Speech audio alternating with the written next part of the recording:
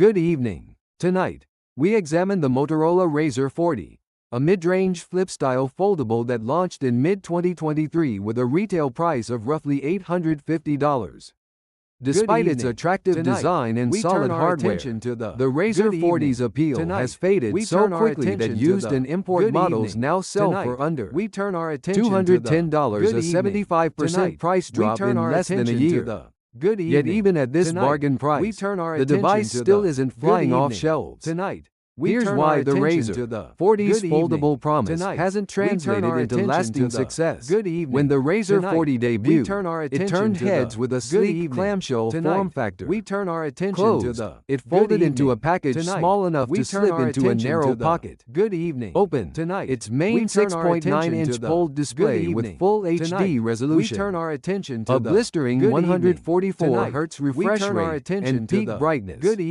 Up to 1400 nits offered a large, crisp canvas for reading articles, streaming videos, and browsing social media. The exterior panel, known as the Quick View screen, measured just 1.5 inches, barely enough room for notifications or simple widgets. But Motorola positioned it as a convenient glanceable display. Under the hood, the Razr 40 ran on Qualcomm's Snapdragon 7 Gen 1 chipset. Paired with 8 GB of RAM and options for 128 GB or 256 GB of internal storage. In daily use, this configuration handled common tasks, messaging, web browsing, light gaming without obvious stutter. The near-stock Android 13 interface was largely free of bloatware, delivering a clean user experience that many found refreshing.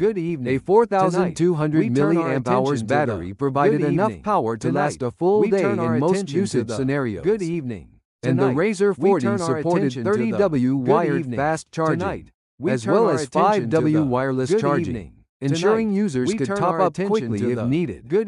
On the camera front, Motorola equipped the Razr 40 with a dual lens system on the back, a 64 megapixels main sensor with optical image stabilization, and a 13 megapixels ultra-wide lens. In bright daylight, photos showed good detail and accurate colors.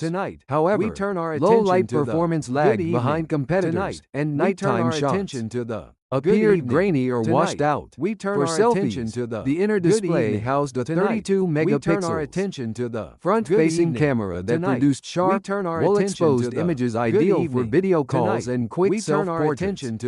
Physically, the Razr 40 felt premium in the hand. The outer shell paired a vegan leather backplate with a metal frame, and the device held an IP52 rating for basic dust and water resistance.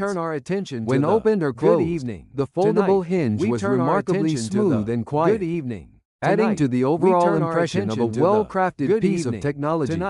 Yet despite these strengths, the Razr 40 quickly ran into trouble, convincing a broad audience. First, its $850 starting price placed it at a steep premium relative to standard smartphones in the same tier.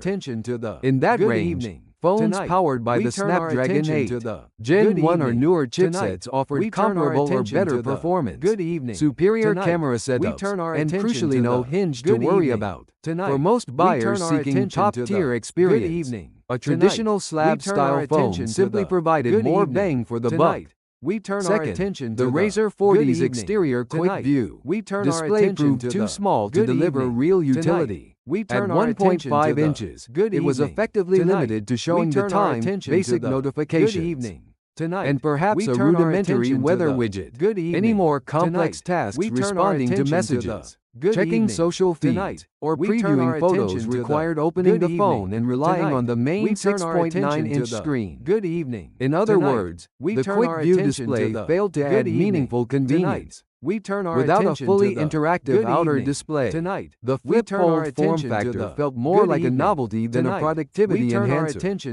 Third, the Snapdragon 7 Gen 1 processor, while adequate for everyday use, struggled to compete with the more powerful Snapdragon 8 series chips found in similarly priced rivals. When users ran 3D-intensive games or multi-window multitasking, they encountered occasional lag and longer load times. As a result, The Razr 40 never quite matched the smoothness and longevity offered by higher-tier alternatives, especially for heavy users who push their devices hard. Fourth, the camera experience, particularly in low light, turned out to be another sticking point. Although the 64-megapixel sensor delivered fine results outdoors, many users found nighttime and indoor shots disappointing compared to other $800 phones.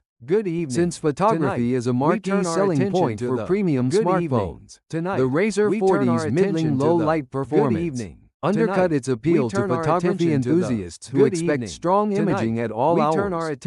Finally, Motorola's software update cadence for foldable devices lagged behind competitors. While the Razr 40 did receive Android 14 updates, security patches arrived relatively slowly, diminishing confidence among early adopters who worry about long-term software support. In comparison, other brands guaranteed faster update schedules, reinforcing the perception that Motorola's foldables might not stay current. These factors help explain why, less than a year after launch, Razr 40 prices have plunged on the second-hand and import markets, now regularly found around $200. At that level, some tech bargain hunters might consider picking one up purely for novelty or as a collector's item. But the Razr 40's shortcomings remain glaring. Even at a fraction of its original cost, the tiny outer screen, modest processing power, and only adequate cameras mean it still can't deliver the killer foldable experience that justifies spending twice as much as a solid mid-range slab phone. Moreover, in today's market, consumers expect foldable devices to offer game-changing innovations, features that visibly and tangibly enhance daily use. As we've seen with other manufacturers' newer foldables, that often means larger, fully interactive outer displays that allow you to run apps, send messages, or view maps without opening the phone, or improved multitasking capabilities that take real advantage of a foldable's expansive screen real estate. The Razr 40, by comparison, felt more like a curiosity. Yes, it folds, but not in a way that meaningfully changes how you interact with it. Looking ahead, Motorola's latest foldables launched in 2024 have already addressed some Razr 40 shortcomings by introducing larger outer displays, faster chipsets, and beefed-up camera systems. But for the Razr 40's original buyers, those who paid nearly $850, the price drops to $200, underscored a painful lesson. Novelty alone cannot sustain lasting demand. If a foldable is going to outpace a traditional smartphone, it needs to deliver real added value, whether through revolutionary multitasking, seamless outer display, functionality, or industry-leading cameras. In summary, the Razr 40 serves as a cautionary tale for manufacturers and consumers alike.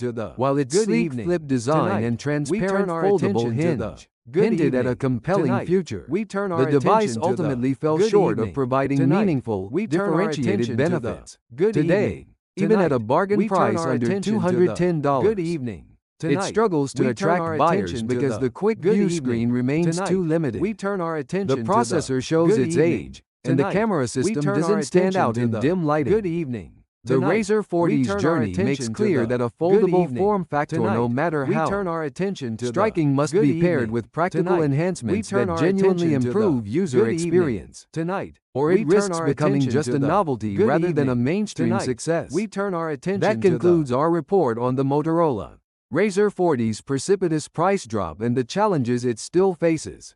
Thank you for watching.